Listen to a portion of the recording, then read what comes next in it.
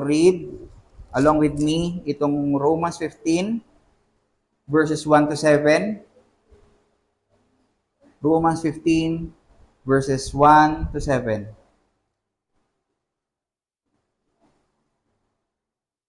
And this is the very word of God. We who are strong have an obligation to bear with the failings of the weak and not to please ourselves. Let each of us please his neighbor for his good, to build him up. For Christ did not please himself, but as it is written, the reproaches of those who reproach you fell on me.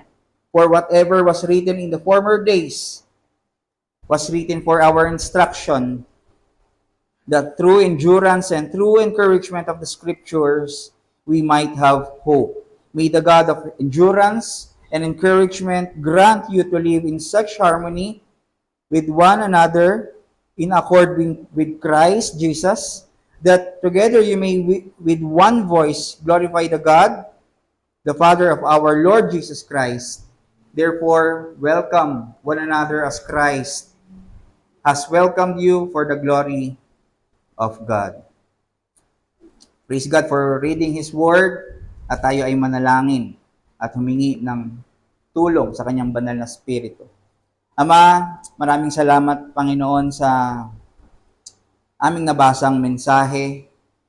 We pray na tulungan niyo po ang bawat isa sa amin as we study your Word. Alam po namin na hindi ito mauunawaan ng kahit sino kung hindi niyo po ito ginagrant, kung walang illumination ng inyong banal na Espiritu. Kaya maraming salamat, Panginoon, dahil it is our privilege na maaral ito, marinig ito, at may apply sa aming buhay. Muli, tinitignan namin na ito ay benefit namin sa krus ng Kalbaryo na ginawa ni Christ.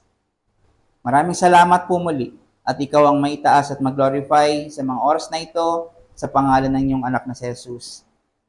Amen.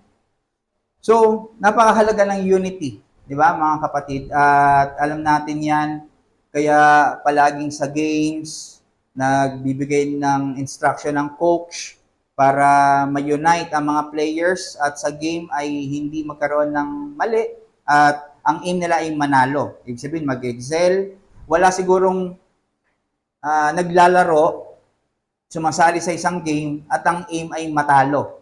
Di ba? Wala pong ganong prinsipyo unless ikaw ay nagparaya at meron kang ibang motivation. Pero sa normal, ang gusto natin talaga manalo at kailangan yon sa isang group, united ang bawat isa. So, ganito po ang ating pag-aaralan ngayon. Ito ay about sa pagkakaisa ng church. At ito yung tinuturo ng chapter 15 ngayon. At sa pagpapatuloy ni Apostol Pablo sa theme ng Unity and Love, ito yung kanyang concluding thoughts para ma-exhort pa ang church sa Rome na tanggapin ang bawat isa ng may tunay na pag-ibig. Alam natin, sa Rome, may mga iba't ibang grupo. May Hudyo, may Gentiles, may strong, may weak in faith, at doon nagkakaroon ng pagka-clash dahil nga hindi sila nagbibigayan o hindi sila nagwe-welcome sa bawat isa ng kanilang mga sari-sariling opinion at belief. Kaya yun yung ina-address ni Pablo, and we believe hindi lang ito limited doon sa Rome. Kahit sa atin ngayon dito, maraming ganito. Maraming mga different opinions and belief na kailangan i-address ng salita ng Panginoon sa atin. Kasi very practical ito as we walk as a church, as we obey Christ as a church, dapat nagkakaisa tayo. Hindi man sa ating isipan na uniform tayo sa ating opinion, pero nagkakaisa tayo na ginagawa natin to sa pananampalataya kay Kristo at ginagawa natin ito para maluwalhati ang ating Panginoon. Kaya ito yung ating dapat na tignan at dapat ipamuhay bilang tagasunod ni Kristo. Alam natin itong chapter 12 ay ito yung pananawagan ni Pablo to love one another. At dito sa chapter 15, ang next naman niya na ituturo para ma-motivate pa ang bawat mga mananampalataya na umibig at i-welcome ang bawat isa ay ang pag-example o pagkakaroon ng halimbawa sa ginawa ni Christ nung siya ay nandito sa mundo. At ito ang panawagan sa atin ngayon na tayo, bawat isa sa atin ay dapat umibig sa bawat isa sa kapwa natin dahil si Kristo ay umibig lamang din sa atin. Kaya this is our message for this morning. Jesus Christ's self-denying life creates in us a cruciform posture that brings us to harmony. Jesus Christ's self-denying life creates in us a cruciform posture that brings us to harmony. Ano ba ang cruciform? Ang cruciform, it is a cross-shaped life.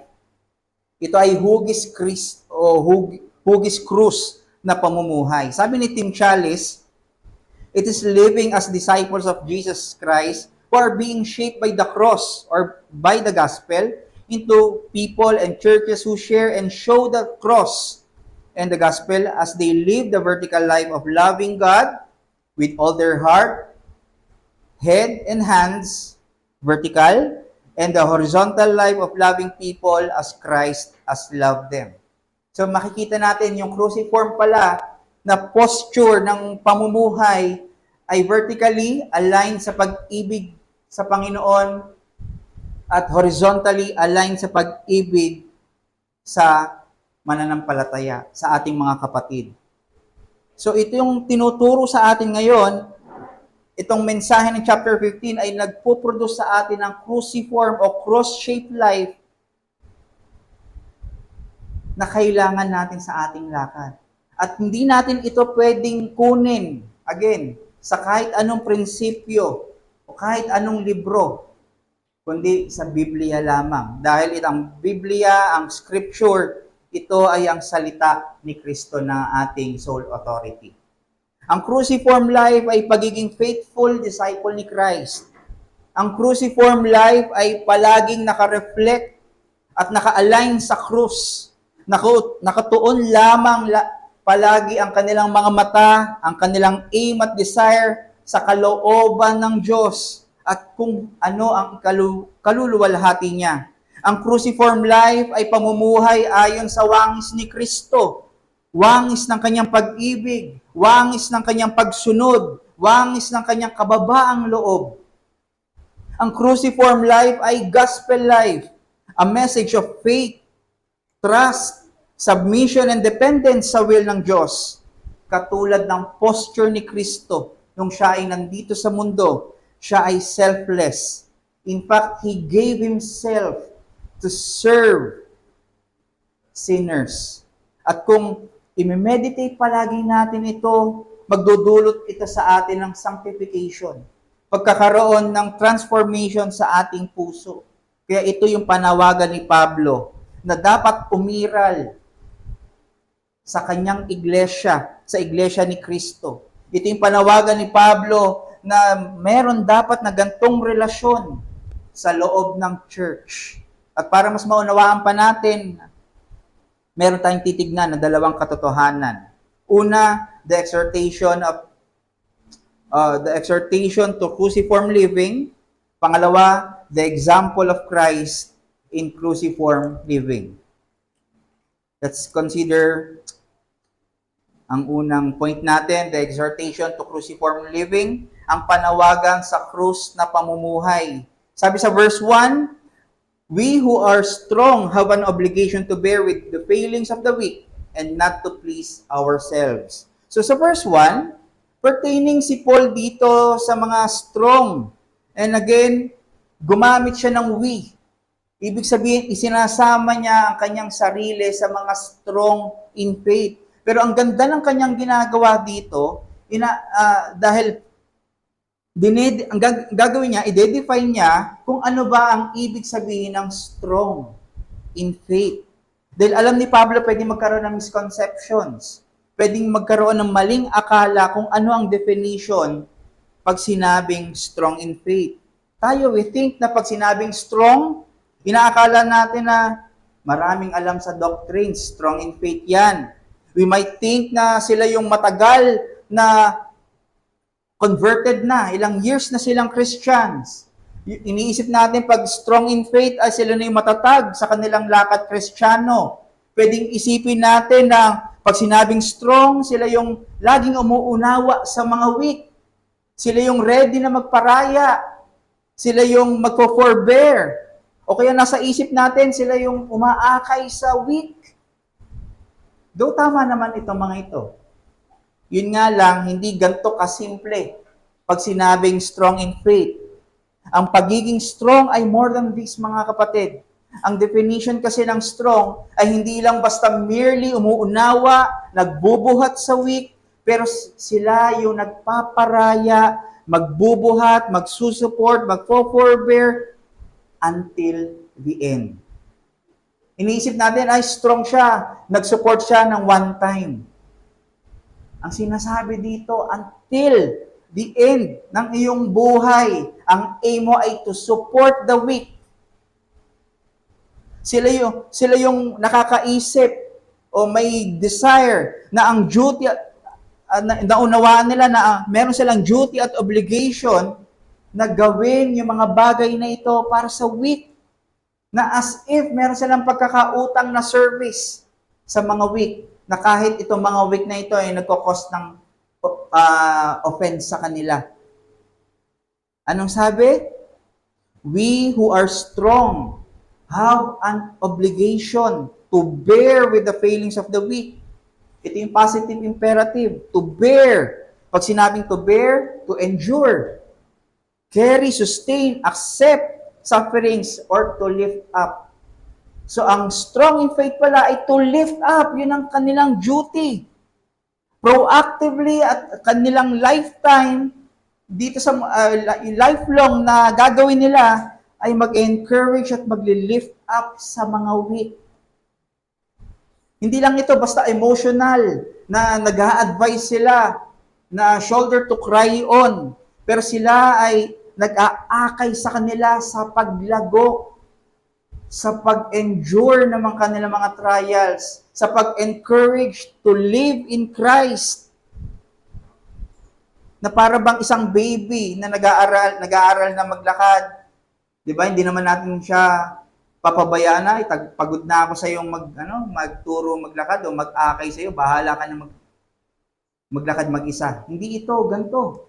'Di ba? Hanggang yung baby na yun ay makapaglakad na dahil siya ay inaalalayan mo. Nag-iisip ka kung paano mo siya aalalayan, isusustain at susuportahan. Yun yung duty. Positive imperative ng mga strong. At tignan natin yung negative imperative. Not to please ourselves. Ano ibig sabihin? Gusto ko i-clarify, no? Iba ang men-pleasing or men-pleaser sa neighbor-pleaser. Kasi ang please na sinasabi dito sa men-pleasing ay sa 1 Thessalonians, sa Colossians 3, Galatians 1, na ang sense ni Pablo dito ay yung pag-i-impress sa tao. Gagawin nila yung mga bagay na ito para tanggapin sila ng tao, ma-validate sila ng tao at sumikat sila. Ibig sabihin, merong self-ambition. May self-gain silang nakukuha. Pero ang neighbor pleaser na sinasabi dito ni Pablo ay yung preparedness at desire na mag-serve sa kapwa.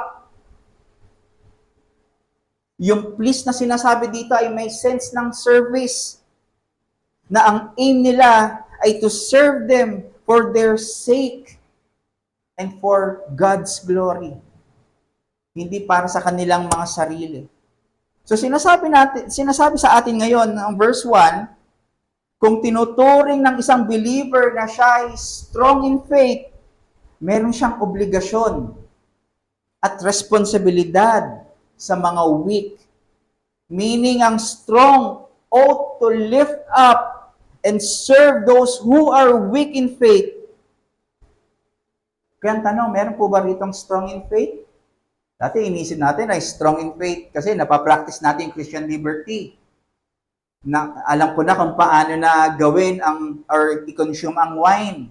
Alam ko na kung ang relationship ko sa tato, sa mga pagkain ng mga karne o kung ano man. Hindi lang pala ganun. Ang pagiging strong in faith, more than that.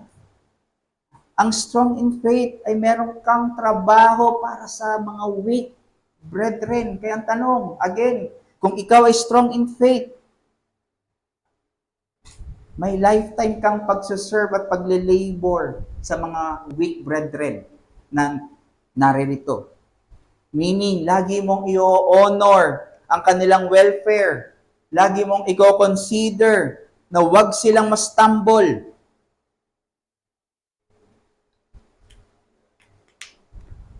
Verse 2, sabi rito, let each of us please his neighbor for his good, to build him up. Again, duty ng strong na mapabuti ang mga weak. Hindi iniisip natin, bahala nga kayo mga weak. Basta ako strong, magbasa ka kasi, mag-aral ka kasi, gayahin mo ko kasi. Hindi pala. Cargo pala natin ang mga weak na ito na exhort sila, na tulungan sila sa kanilang paglago. At hindi lang ito limited sa Gentiles towards sa Jews. Ito ay, ang strong na in faith ay anyone. Dahil anyone sa atin ay mayroong pagiging strong in faith in some areas. At yung pagiging weak in faith natin ay meron din tayo in some areas. Ibig sabihin lang, at dapat natin i-take note, each believer is responsible for bearing one another's weaknesses and for one another's growth as part of their cross-bearing duty. Yung kanilang cross-bearing duty na araw-araw kasama ito. Yung pagpasan mo sa kanilang weaknesses, yung pag-exhort mo, yung pag-endure mo, pagtitiis mo. Huwag lang silang ma-stumble. Yung pag-carry mo sa kanila, sa mga failings nila, pag may mga bagay na nasasabi sila sa iyo, pag na-offend sila or na-persecute ka sa iyong ginagawa, sa kanilang belief, kailangan mo yung tanggapin. Kahit meron kang reason na sila ay i-correct harshly. Kasi harsh ka na rin sinasabihan o kinakausap. Sinasabi dito, we have to bear one another's weaknesses. So ang question sa atin ngayon, kailan natin napagtiisan? Kailan yung huli natin napagtiisan ang kapatid natin? Kailan huli natin napagtiisan yung kanyang ugali, yung mga habit niya? Meron ba tayo mga pet peeve sa kanya na hindi natin matiis? O siya ba mismo yung pet peeve na pag nakikita, ayoko talaga siyang kasama? Paano ba ang patience natin? Paano ba yung tolerance natin sa kanya? Paano ba yung forbearance natin sa kapatid natin? Na konting mali lang, irritable ka na sa kanya. Aloof ka nang lumapit sa kanya kasi may mga disagreements kayo.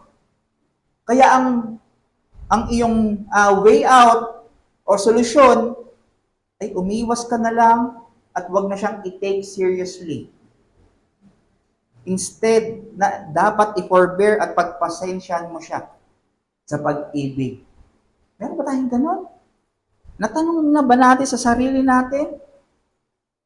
Bakit? Annoyed tayo sa kanya? Dahil nasasagasaan yung ego, yung pride na meron tayo? So itong passage pala na ito, ang minomortify sa atin ay yung sin of self-pleasing due to indwelling pride na nasa sa atin pa ngayon. Being a self-pleaser, sabi ng isang komentary, ito ay quiet enemy. Bakit? Dahil walang nakakaalam nito kundi ikaw lamang. Ang conscience mo lamang. Siyempre, ang Panginoon. Hindi lang ito, basta naiisip natin na nagpapahirap sila kasi gusto kong i-please yung aking sarili, papahirapan ko sila, Hindi ganon. Though may mga gantong obvious talaga na pangyayari na ginagawa natin na we are pleased pag yung certain na kapatid natin ay naghihirap o nag-struggle, napiplease tayo doon. May mga ganun talaga na kailangan nating i-repent. Pero quiet enemy ito. Bakit? Kasi minsan or kadalasan ang self-pleaser kaya nilang gumawa ng maganda sa kanilang kapatid. Ang self-pleaser nakakagawa ng mabuti, nakakapagpakita ng interes, nakakapagpakita ng concern sa iba, nakakapagpakita ng pag-ibig sa iba, pero lahat ng iyon ay external lamang. Lahat ng ginagawa niya, though may effect yon sa kanyang kapwa, pero yung motive niya sa loob ay may self-ambition. May self-pleasing. Ang self-pleaser ay uhaw sa applause. Gusto laging may papuri, palakpak, takam sa recognition. Ang desire ng mga self-pleaser ay maging mataas at maayos sila sa paningin ng kapwa. Ayaw nilang makitaan ng kahit anong flaw sa kanilang gagawin. Gusto ng isang self-pleaser ay palagi siyang tama.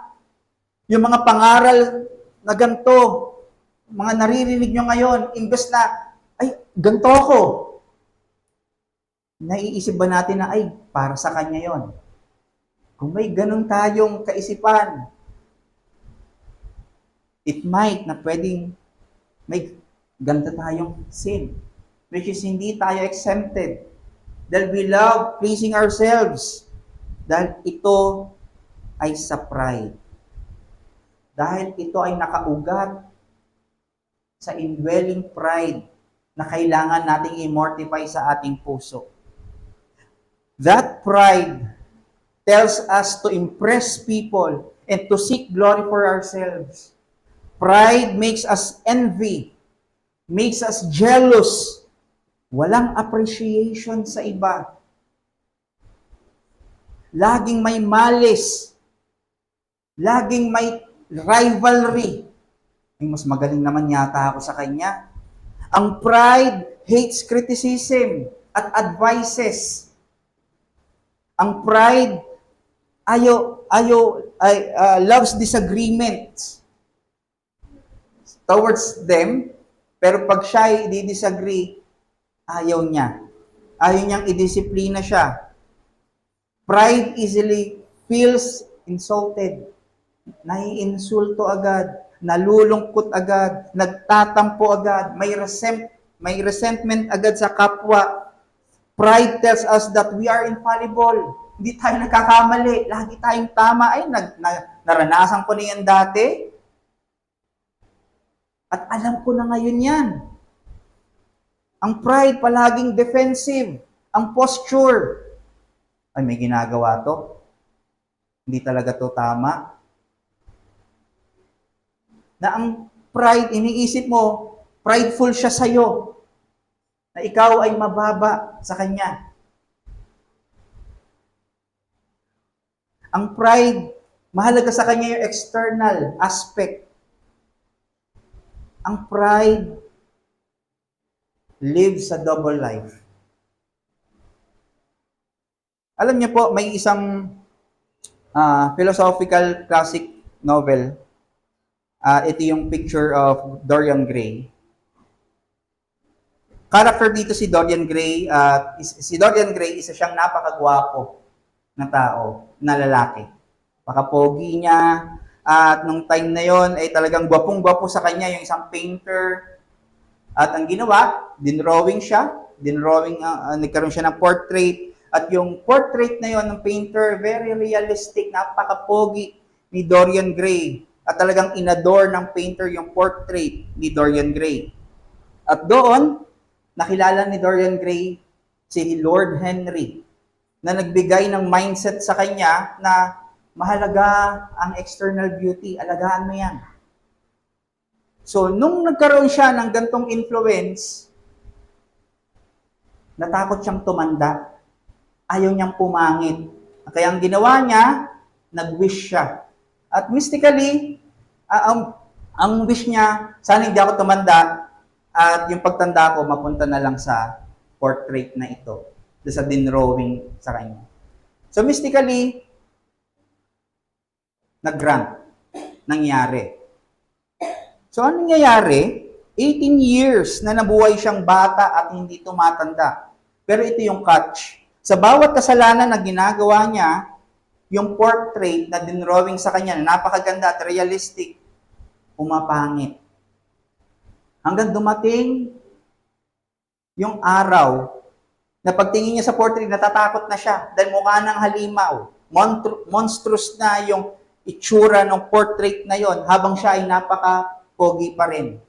At alam natin, ito ay nagre-reflect na bawat kasalanan na kinocommit niya napupunta do sa portrait. At dahil sa takot niya, sa portrait na ito, at naisip niya, ay, para walang ebidensya, sisirain ko na lang to. So, kumuha siya ng kutsilyo, instab niya yung portrait, at do sa labas ng kanyang pintuan or sa kanilang kwarto, narinig ng mga kasama niya sa bahay yung malakas na sigaw ni Dorian Gray. Pagpasok ng mga kasama niya sa bahay, nakita niya doon si Dorian Gray ay isang matanda na patay at may stab. Nakastab yung kanyang kutsilyo sa kanyang katawan. At pagtingin nila sa painting, napakaganda na ulit ng painting. So anong tinuturo nito sa atin ngayon? We can relate na may benefit yung lesson na ito, no, as Christians, na dahil Christians tayo, hindi dapat tayo mamuhay sa double life, sa pride sa ating inner life, dahil delikado ang pagiging self-pleaser, people pleaser. Ang external works na insincere ay walang dulot, walang gain sa ating kaluluwa. Bagkus nagpapapangit pa ito. Hindi tayo lalago dahil externally lang yung pagserserve natin sa Diyos. Dahil we please ourselves at ang glory lang natin ang hinahanap natin, hindi ang glory ng Diyos. At pagkakaroon ng gantong klaseng puso, napaka-dangerous sa loob ng church. Bakit? Dahil may threat sa unity at sa fellowship ng bawat isa. This will affect our thoughts, ang ating pagsasalita sa ating mga kapatid. This will affect how we relate. Mababawasan na dito yung compassion. Kung prideful tayo, yung awa, hindi na tayo nagsasubmit sa salita at mga counsel ng church. Hindi na natin na-appreciate yung desire nila na ikaw ay makapagpatuloy. Sabi nga ni James Montgomery Boyce, selfishness is always a barrier to every effective Christian work and breaks up Christian unity. Nagbibigay tayo ng wall pag meron tayong selfishness, pag meron tayong pride. It prompts us that we are wise. It prompts us that we are untouchable and higher to others. We tend na mag-escape tayo sa dapat makita nating kasalanan natin. We tend to point fingers. Kasi again, we love to please ourselves. Ayaw natin tayo yung mali. Gusto natin makita sila ay mali at we love to be applauded. At kung ito tayo, mga kapatid, kung may ganito tayong puso at kaisipan, we must repent right away. We must admit our sins na meron tayong ganito towards God. Again, hindi lang natin bina-violate or hindi tayo nagkakaroon ng sin sa ating kapatid, pero ultimately, unang-una sa ating Diyos. We must not resist ang panawagan na tayo ay magsisi at makita na may prideful hearts pala tayo. At kapag kinikiliti na tayo ng pride na iangat yung sarili natin, ipagtanggol ang sarili natin, again, we have to look back to the gospel. We have to look in Christ. The gospel prompts us to mortify our prideful hearts and cultivate a cruciform hearts. So itong pag-exhort ni Pablo sa kanila ay may solid at concrete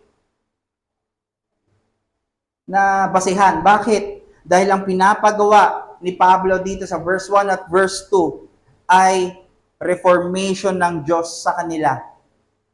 Paano to? Tignan niyo po yung verse 3. For Christ did not please himself, but as it is written, the reproaches of those who reproach you fell on me. Yes, we can observe na dinadala tayo ni Pablo sa sacrificial work ni Christ, pero come to see yung pinupunto dito ni Pablo. Anong pinupunto? Parang sinasabi dito ni Pablo, gawin nyo ito, huwag kayong maging self-pleaser, at isipin nyo ang kapakanan ng bawat isa sa inyo dahil according sa nakasulat, si Kristo ay hindi na please sa kanyang sarili.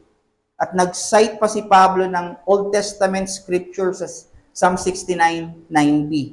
Then sa verse 4, whatever was written in former days was written for our instruction, that endurance and through the encouragement of the scriptures, we might have hope. So si Pablo, tinuturo niya sila sa scripture. Na ang dapat yung kanilang pagsunod ay according sa scripture at ang kanyang pag-uutos sa kanila ay galing din sa scripture. Pattern sa scripture. And so we can see na dinadala ni Pablo sila sa doctrine of sola scriptura. Tinuturo sa kanila noon at sa atin ngayon na anumang nakasulat sa Bible, anumang parte, Old Testament and New Testament, ito ay profitable sa ating paglakad kay Kristo. Sabi ang scriptures are for our instructions.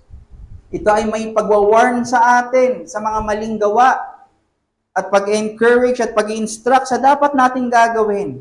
At ang scriptures ang nagbibigay ng endurance, encouragement dahil sa pag-illuminate ng banal na spirito sa atin. Kaya hindi dapat yung pagsunod ng mga taga-Rome ay sa kanilang sariling kuro-kuro, sariling kakayahan, pero dapat naka-anchor sa scripture. Dahil pag tao or ang isang tao ay naka-anchor sa scripture, nagbibigay ito sa pag-asa. Bakit?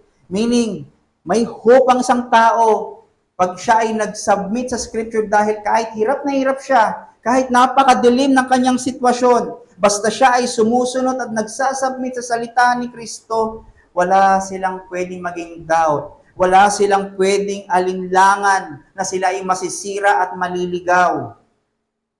Pero meron silang sword of truth, sandata, na kapag sila ay nakarinig ng kasalanan, lies, temptation, meron silang panlaban. Meron silang ilaw na pwede nilang i-expose, pwede nilang ma-discern kung ito ba ay kasalanan o hindi. Kaya again, ang scriptures, pag tayo ay submitted dito, may pag-asa. Then tignan niyo po sa verse 5, may the God of endurance and encouragement grant you to live in such harmony with one another. Itong endurance and encouragement na ito, hindi na po produce sa atin intrinsically. Pero ito ay napoproduce lamang or nabibigay lamang ng Diyos. This means, ito ay pagtuturo ni Pablo sa sola gratia. Nagrasya lamang yung endurance at encouragement na meron kayo. Ginagrant lamang yan ng Diyos. At sa verse 5 again, may the God of endurance and encouragement grant you to live in such harmony with one another in accord with Jesus Christ. Meaning in accord, aligned, approved, welcomed. Ito ay by faith. So ang sense, tinuturo again sila ni Pablo sa pagsunod nila by faith. Sola fide. Na wala silang pwede maging kontribusyon sa kanilang pagsunod, kundi sa kanilang pananampalatayang ibinigay ng Diyos sa kanila. And kanino nakatuon ang pananampalataya na ito? In accord with Christ, Jesus Christ as our mediator, our object of our faith, the author and the finisher of our faith according sa Hebrews 12, verse 2. Solos Christus. Verse 6, that together you may with one voice glorify the God the Father of our Lord Jesus Christ. This is teaching us that all things must be done to glorify Him, for He is worthy of our praises. Soli Deo Gloria. So ang point ko lang dito, the gospel reforms us from our old way of life and sanctifies us as His people. Kung titignan natin, ito yung concluding thoughts ni Pablo. Kino-contrast niya na yung Romans 1 verses 21 and onwards, yung depravity na nature natin. Yung inclination na ating puso dati ay sa kasamaan at sa kasalanan. Sabi sa Romans 1, ang banal ng puot ng Diyos na dating nasa sa atin, dahil tayo ay unrighteous dati nung wala tayo kay Kristo, tayo ay ungodly dahil sa ating mga kasalanan. Naturally, we suppress the truth. We instead na i-honor natin ang Diyos, i-honor natin ang mga Diyos-Diyosan o kung anumang bagay sa mundo. We claim to be wise. Kahit tayo ay foolish, we rebel, we follow the passions of our flesh, namumuhay tayo sa pag-commit ng mga shameless acts, meaning wala tayong takot sa Diyos, pinagmamalaki pa natin na makasalanan tayo at kalaban tayo ng Diyos. We distort and pervert the truth. At buong ating isipan, puso, bibig, mata, kamay, lahat-lahat, pinapasakop natin sa kasalanan. Kaya naman, God gave us up. Nakita niyo po, hinayaan na ng Diyos ang mga wala kay Kristo. Hinayaan na ng Diyos ang tao. Kaya naman, may biyaya siyang ibinibigay through the gospel. Binaliktad niya ang lahat ng mananampalataya kay Kristo. Di niya lang dinala sa liwanag ng kanyang kaharian, pero binaliktad niya yung kanilang sitwasyon. Dating unrighteous, ngayon righteous na dahil justified through faith alone, in Christ alone, by grace alone, for the glory of God alone, according to the scriptures alone. The Great Reformation. Akala lang natin itong mga 5 solas na ito ay something na ipapatato natin, something na kakabisaduhin natin, something na ipeflex natin. Pero hindi po pala. Ito is something na dapat nating tayuan practically as Christians. Kasi very dangerous sa isang church pag tinanggal natin ang isang sola. Like for example, pag tinanggal natin, hindi tayo nabubuhay sa sola scriptura, mapapahamak tayo. Pag tinanggal natin sola gratia, sola fide, solus Christus, sola de gloria, ito ay grievous na sa mata ng Diyos. Nakikita po ba natin? Sabi nga sa Galatians 1, we distort the gospel. We desert God. We choose to please ourselves. Kung ganito yung ating pamumuhay, kung may kulang sa 5 solas na ito. Lahat ng solas na ito ay importante sa buhay ng isang mananampalataya. At kung ayaw natin, gusto lang natin scripture, yung 4 ayaw na natin. Gusto lang natin solus Christus, pero ayaw naman natin magpasakop sa kanyang salita. Para tayong si Dorian Gray, na gumagawa lang externally pero hindi nababago. Walang paglago, walang pag-purify sa kanilang mga puso internally. Kaya kung hindi tayo mamumuhay sa grasya ng Diyos,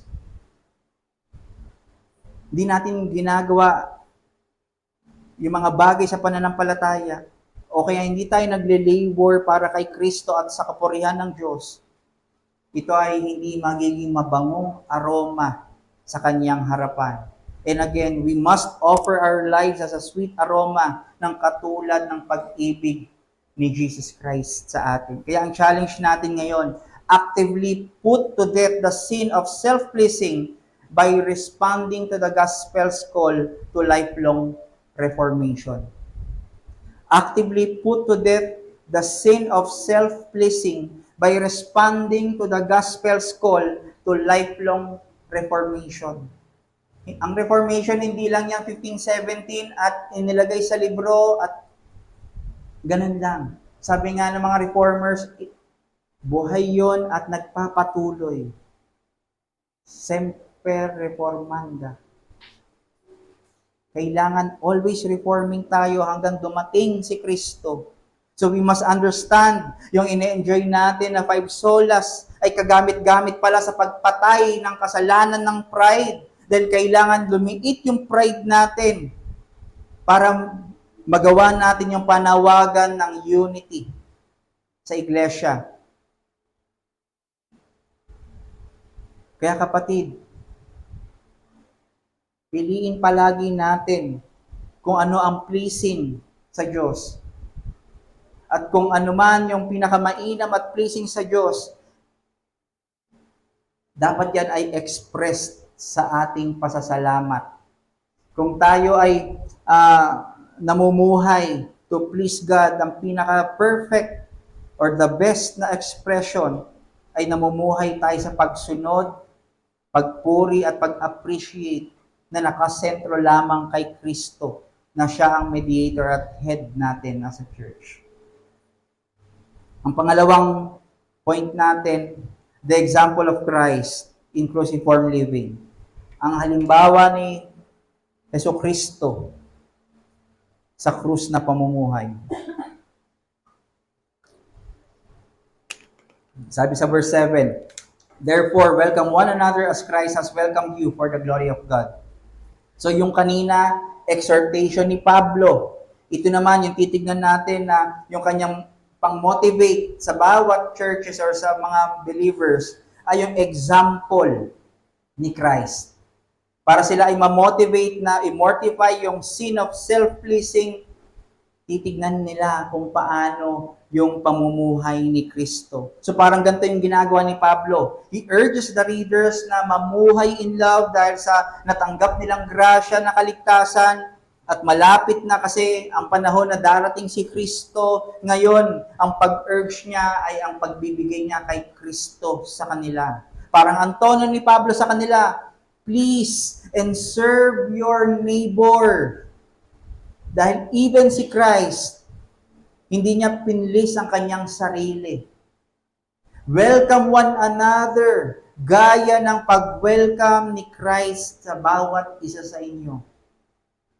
So more than sa kagustuhan ni Pablo, na sila ay lumago sa unity, na sila ay mag-welcome at mag-serve one another, desire ito ng Divine Father. Sabi sa verse 5, may the God of endurance and encouragement grant you to live in such harmony with one another in accord with Jesus Christ, that together you may with one voice glorify the God and Father of our Lord Jesus Christ. So nakita natin, desire ito ng Ama, ng Divine Father natin na magkaroon tayo ng unity. At hindi lang ang Father, pati ang Son, si Jesus Christ, ito rin ang desire ni Jesus Christ na nakita natin sa kanyang panalangin sa John 17. Buong chapter na yon ay pagpapakita kung paano may nananalangin siya na ma-unite tayo sa kanya gaya ng union niya sa Ama at sa banal na Espiritu. At hindi lang ito desire ng Father, hindi lang ito desire ng Son, ito rin ay desire ng banal na Espiritu. Sabi sa Ephesians 2:22, in Him you are also being built together into a dwelling place for God by the Spirit. Sino ang nag-build together? Sino ang nag-cause na maging indwelling place ng Father? Ang mga believers na ito ay by the Spirit. So, we have to know, unity in love and peace is highly desired by the Trinity God. Meaning, kung dinidesire natin ang unity, mindful tayo sa disunity, mas higher ang desire ng banal na Trinidad para magkaisa tayo. At itong desire na ito ng Trinity na magkaroon ng unity sa church ay hindi suntok sa buwan. Na hindi ito wishful thinking na sana maging united sila. Hindi po. Itong desire na ito ng Trinity ay winork out nila all throughout the eternity. Paano nangyari? Sa eternity past, namili ang Father nang ililigtas niya at ibinigay ng buo ito sa shoulder ni Christ. Kaya nga sa John 17, ang sabi ni Christ, ang lahat ang binigay mo sa akin ay i-unite niya muli sa Ama. Tutubusin niya sa kanyang kamatayan.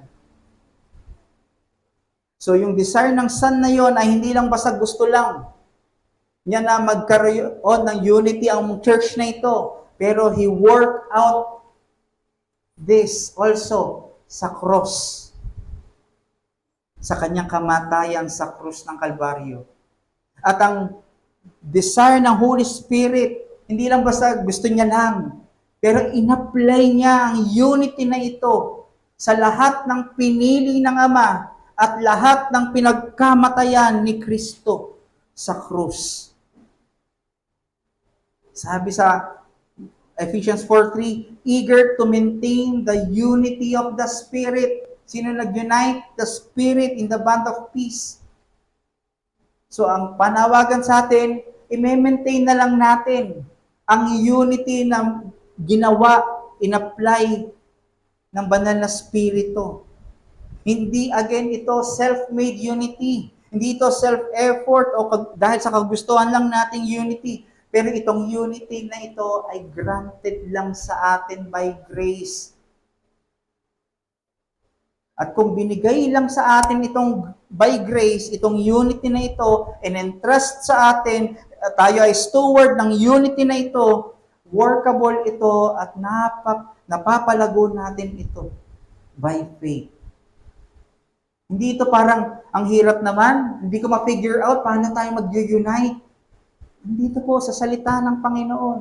Nandito po sa banal na Espiritu yung wisdom niya sa atin. Again, itong unity na hinihingi sa atin, itong love one another selflessly na hinihingi sa atin, ay hindi sa ating service per se, pero ito ay accomplished na sa service ni Jesus Christ sa cross. Ito yung punto natin. Unity is already accomplished through the cruciform work of Jesus Christ. Unity is already accomplished through the uniform work of Jesus Christ. Kaya nga sabi ni Christ sa verse 3, for Christ did not, or sabi ni Pablo sa verse 3, for Christ did not please Himself, but as it is written, the reproaches of those who reproach you fell on me. Dahil sa hindi niya pag-please sa kanyang sarili or sa pag-spare sa kanyang sarili ni Kristo, nagkaroon ng unity. Dahil He gave Himself sa cross, sa sinners, nagkaroon ng pagkakaisa.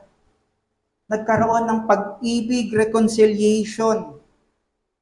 At ang ganda nito, kapansin-pansin po talaga na sinite ni Pablo itong Psalm 69:9b. Ang context nito, nananalangin si Pablo sa Diyos. At ang sinasabi niya, yung galit ng tao sa'yo, o Diyos, napupunta sa akin. This foreshadows doon sa sacrifice na gagawin ni Christ. Na ang lahat ng galit ng tao sa Diyos napunta sa Kanya. Siya ang sumalo, pinahirapan, siya ang minak, siya ang dinispise, binilittle, siya ang nireject, pinagtawanan, at yung banal na galit ng Diyos para sa makasalanan ay napunta rin sa Kanya. Nakita niyo po yung pagiging mediator niya? Yung galit ng tao sa Diyos, siya ang sumalo. At ang galit ng Diyos sa tao, siya rin ang sumalo. Self-pleasing ba ito?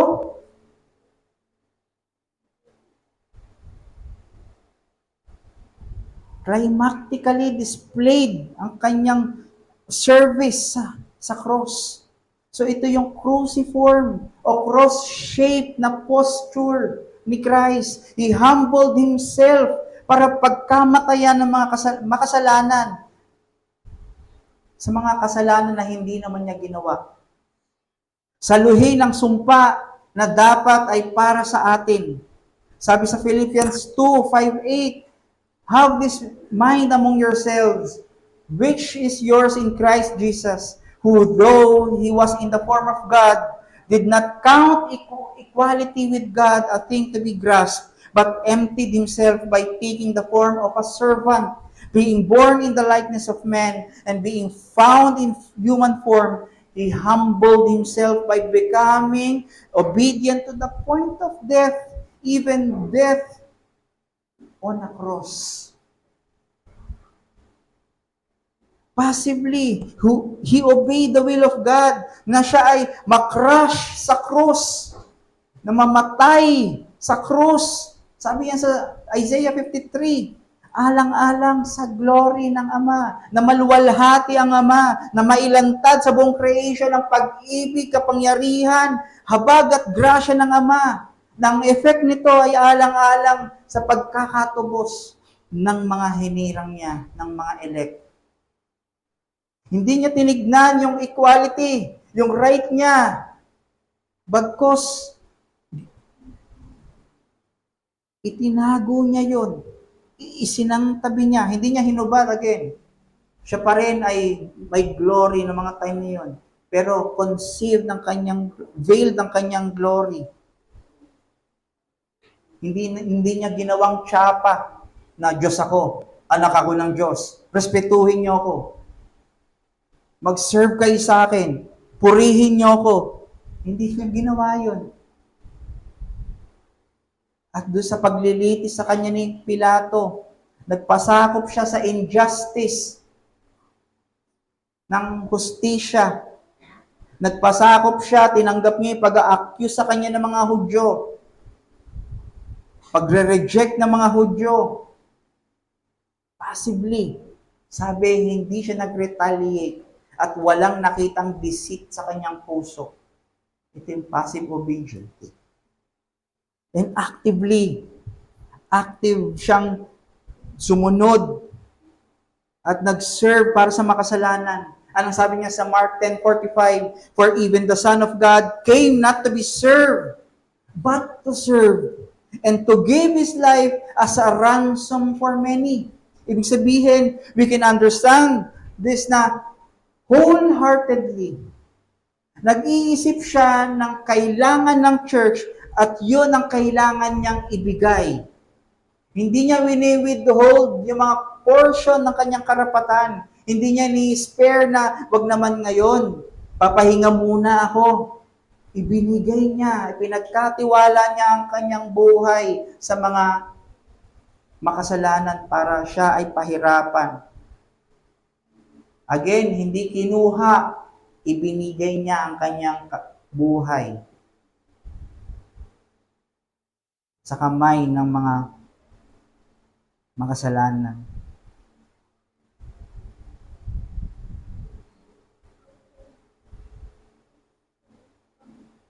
Kung ganun pala, hindi lang siya basta parang kaawa-awa, na wala na lang siya magawa, kaya siya na-corner. Pero wholeheartedly, nag-decide siya na sundin pa rin, actively, yung kahirapan na gagawin niya. He labored. He earned righteousness. He actively washed the feet of His disciples. Even yung mag-de-deny sa Kanya. He resisted the temptations of the devil in the wilderness. He did not merely endure the mockery, pero He did not repay evil. Hindi lang ito basta, sige, gawan nyo lang ako ng gawan ng masama. Pero hindi siya nagsukli ng kasamaan. Meaning, hindi siya nag-response ng mockery o kahit anong rejection. Pero ang kanyang response, consistent pa rin. Pag-ibig, compassion, mercy, grace. Meaning actively, Christ lived in holiness hanggang sa kanyang kamatayan sa cross para lang ma-welcome tayo ng Diyos.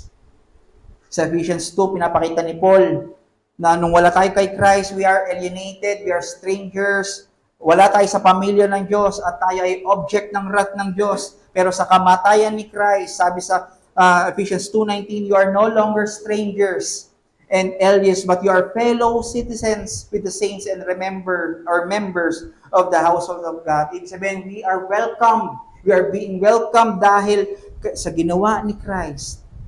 So very clear, grace lang ng Diyos, not of our doing. Bakit tayo welcome? Bakit tayo may access sa kanyang trono? Ito yung ibinibigay na reason ni Pablo para sa bawat isa na i-welcome nyo ang bawat isa. Dahil wala namang may isa sa inyong deserve na i-welcome ng Diyos.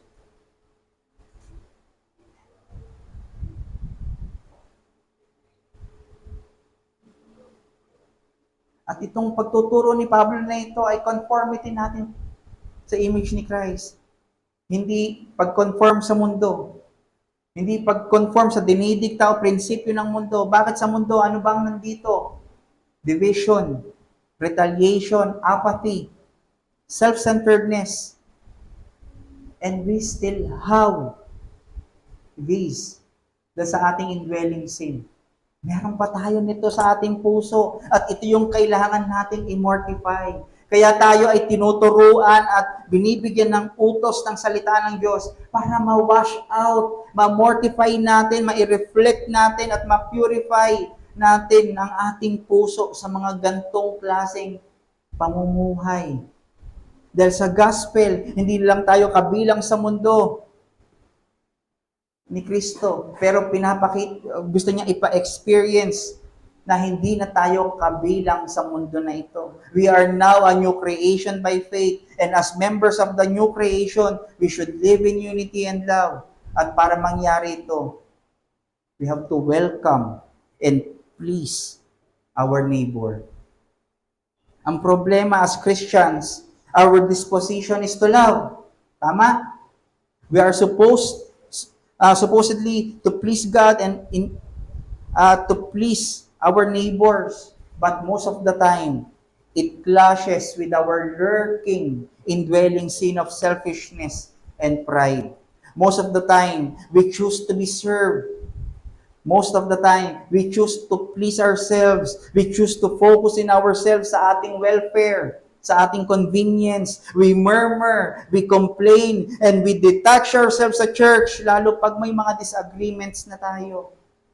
Kaya ang question natin, ano ang response natin when the sin of pride hits us? Kung ine-expose sa atin ng salita ito, anong response natin?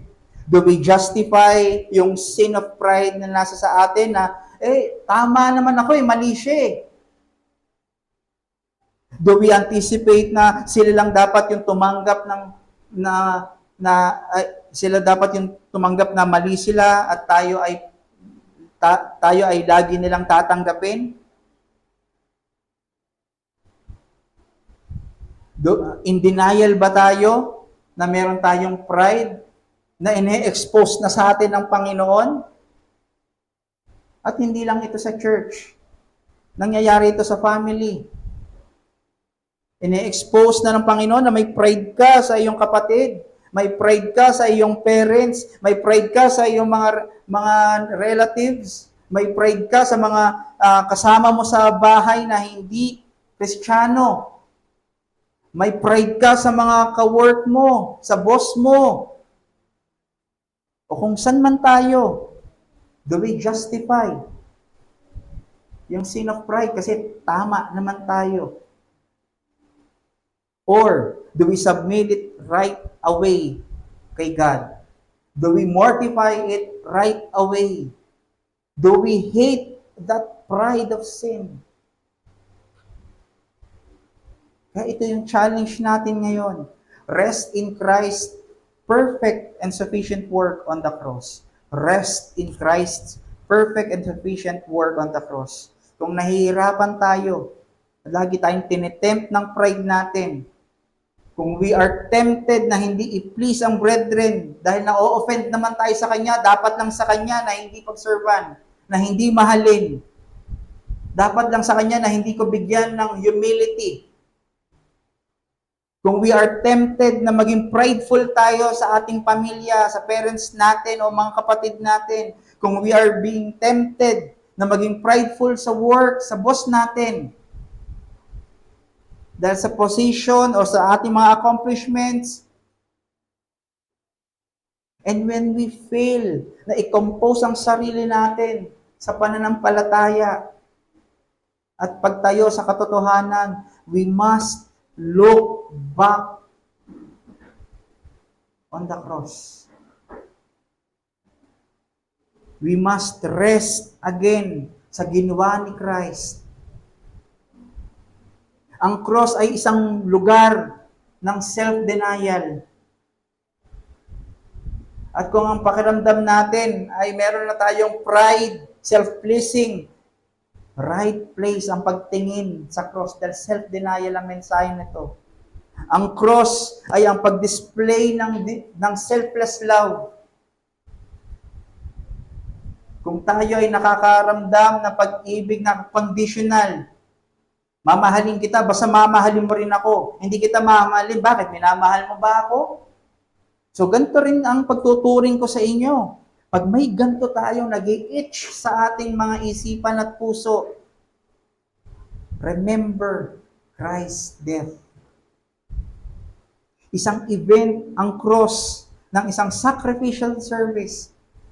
Na pag meron tayong sitwasyon na ayaw nating isacrifice ang ating mga karapatan, tumingin tayo sa isang tao kay Kristo na hindi tumingin sa kanyang karapatan. Hindi man lang tumingin sa kanyang kalwalhatian. Hindi man lang tumingin sa kanyang pagiging Diyos. Tumingin lamang siya sa kanyang Ama, sa kalooban na mangyari ang kanilang plano, ang kanyang plano. Ang krus ay nagpapakita sa atin na hindi na nakabase sa atin, kaya tayo katanggap-tanggap, kaya tayo tinanggap ngayon. Pinapakita sa atin dito na dahil sa krus, tayo lamang ay tinanggap. Sinasabi sa atin na ang krus ni Kristo, meron na tayong katwiran by faith. Natapos na ang lahat na dinidemand sa atin ng Diyos. Ginawa niya na yan sa krus. Sinasabi sa atin na ngayon na ang pagsunod natin, kaya lang naman ito tinatanggap, seemingly very sincere at good ang iyong work, ito pa rin ay tinatanggap dahil kay Christ sa iyong pananampalataya sa kanyang ginawa. Tinatanggap yan dahil sa kanyang dakilang pagsunod. So the cross-shaped work of Christ leads us to be thankful to gospel. Ang mga self-pleasing ay hindi thankful. Ang lagi nilang slogan, dapat lang. Deserve ko yan.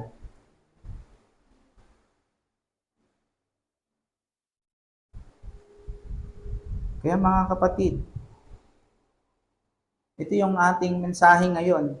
Now, we have to welcome one another as our response sa grasya na natanggap natin. We have to appreciate na welcome lang tayo dahil sa grace. At yun ay may ipapasa natin sa ating mga kapatid. Na ito ay privilege na ibinigay lamang sa atin.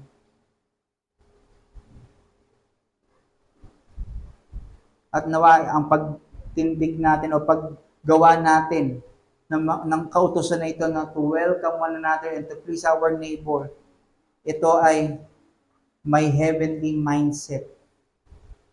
Hindi to gain ng applause o hindi to gain ng allies na mas maraming magiging gusto sa iyo at magka-create ka ng division.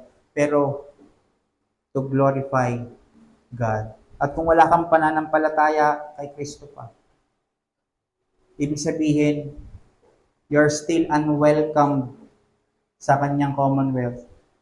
Hindi ka hindi ka pa tinatanggap.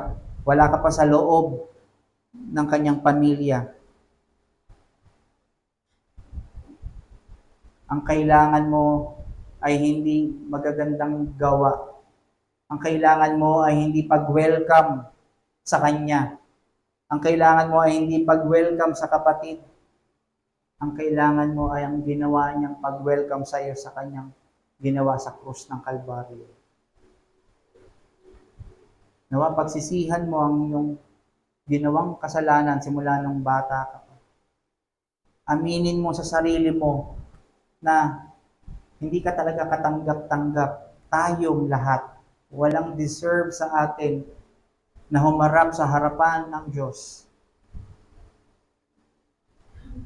Pero dahil sa kanyang mabuting biyaya, at umapaw na pag-ibig, ipinadala niya ang kanyang anak na si Kristo bilang maging solusyon sa ating problema ng kasalanan at kamatayan. Pinapakita nito na si Christ ang kailangan natin para i-welcome tayo. Siya ang pintuan para tayo ay makapasok sa Ama. He is the way, the truth, and the life. No one comes to Him except to His Son. Panampalatayaan mo na si Christ ay namatay sa mga makasalanan na tulad mo at tulad ko. Panampalatayaan mo na siyang sumalo ng puot ng Ama dahil sa kasalanan na nakomit ng tao, ng bawat isa sa atin ngayon. Recognize mo na hindi mo kayang iligtas man lang ni isang pulgada ang iyong sarili. Si Christ lamang ang pwedeng magbigay ng kaligtasan. Si Christ lamang ang pwede magbigay sa atin ng eternal life. Si Christ lamang ang pwede na magbigay ng karapatan sa atin para kilalanin ng Ama bilang kanyang mga anak. Magsisi ka, kapatid, at nawa panampalatayaan mo ang Ebanghelyo. Maniwala ka kay Christ. Siya ay mabuti. Siya ay tagapagligtas. Siya ay Diyos. Let us pray. Ama, maraming salamat, Panginoon,